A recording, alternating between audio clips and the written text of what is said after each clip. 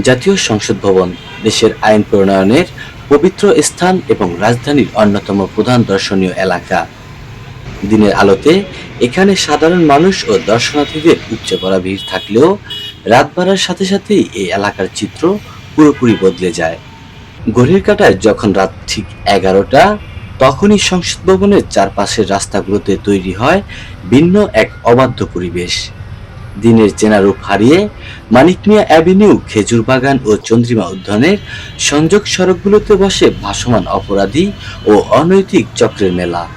স্থানীয় ব্যবসায়ী এবং নিয়মিত যাতায়াতকারীদের অভিযোগ, রাত যখন গভীর হয় এখানে মাদক সেবন, ছিনতাই এবং ভাসমান যৌনকর্মীদের আনাগোনা ততই আশঙ্কাজনকভাবে বেড়ে যায়। এই আলো আঁধারের সুযোগ নিয়ে প্রতিনিয়তই ঘটছে সাধারণ মানুষকে হেনস্থা ও ব্ল্যাকমেইলিং এর মতো জঘন্য ঘটনা। জাতীয় সংসদ ভবনের মতো একটি গুরুত্বপূর্ণ এবং সংবেদনশীল এলাকার নিরাপত্তা ও পবিত্রতা রক্ষা করা প্রশাসনের অন্যতম প্রধান দায়িত্ব। তাই সাধারণ মানুষের এখন একটাই দাবি, শুধু লোক দেখানো সাময়িক অভিযান নয়, বরং স্থায়ী পুলিশ বক্স স্থাপন এবং নিয়মিত টহলের মাধ্যমে এই এলাকাকে রাতের বেলাতেও পুরোপুরি নিরাপদ ও অপরাধমুক্ত ঘোষণা করা হোক।